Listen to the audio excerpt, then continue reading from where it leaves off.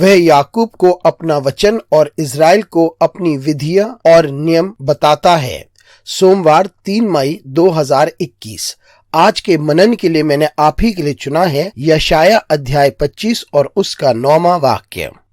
और उस समय यह कहा जाएगा, देखो हमारा परमेश्वर यही है, हम इसी की बाट जोतते आए हैं कि वे हमारा उद्धार करेगा। यहोवा यही है, हम उसकी बाट जोतते आए हैं, हम उससे उद्धार पाकर मग्न और आनंदित होंगे। आपका दिन आशीषित हो। आइए परमेश्वर की बाट जोतें, क्योंकि वही भला है। आइए इस वाक्य पर मनन करते हैं। आज की सुबह का विषय है परमेश्वर की बाट जोतना।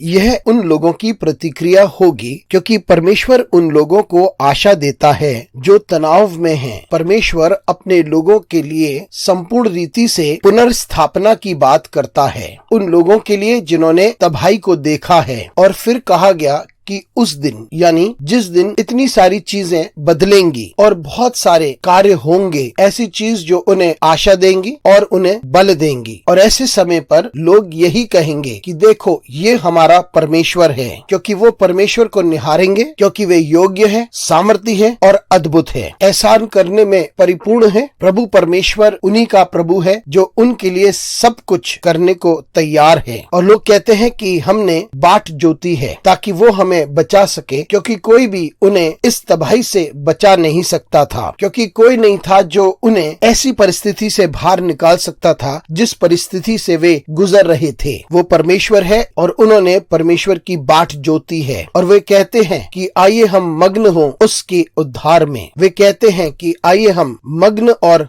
हर्ष मनाएं उसके उद्धार में। इसका अर्थ यह है कि जब वे उसकी बाट जोतते थे तबाही के मध्य में, यातनाओं के मध्य में और परेशानियों के मध्य में, और वे कहते हैं कि हम परमेश्वर के आने की बाट जोतते हैं ताकि वो हमें छुटकारा दिलाए, और जो छुटकारा वो लेके आता है उसमें हम आनंद मनाएंगे। और ये परमेश्वर के लोगों की ओर से सही तरीके की आशा है। परमेश्वर को निहारना, परमेश्वर की सामर्थ पर भरोसा करना, जबकि चारों ओर तबाही है, चारों और सताव है, चारों ओर परेशानियां हैं, और परमेश्वर की सामर्थ पे उस वक्त भरोसा करना और ये यकीन करना कि वे अवश्य उद्धार देगा और छुटकारा अवश्य उसकी ओर से आएगा। कितना अद्भुत है ये कि परमेश्वर के लोग उसकी ओर निहारते हैं कठिनाई के समय। मित्रों, यही परिस्थिति हमारे देश के साथ है और यही परेशानी हमारे लोगों के साथ है। हम तबाही में से गुजर रहे हैं, हम उदासी में से गुजर रहे हैं, जहाँ अगुवे भी अपने लोगों के लिए कुछ कर नहीं पा रहे हैं। परमेश्वर भला है, उसके हाथ के लिए हम रुके रहें ताकि वो हमें बचा सके। आइए हम अपनी आशा को रखें और आनंद मनाएं ताकि हम बच जाएं। परमेश्वर हमारे साथ है और उसके वादे कभी टलते नहीं। अनुग्रहकारी परमेश्वर स्वर्गीय पिता, आज की सुबह के लिए तुझे धन्यवाद देते हैं। धन्यवाद देते हैं क्योंकि तू आशा देता है। धन्यवाद देते हैं क्योंकि तू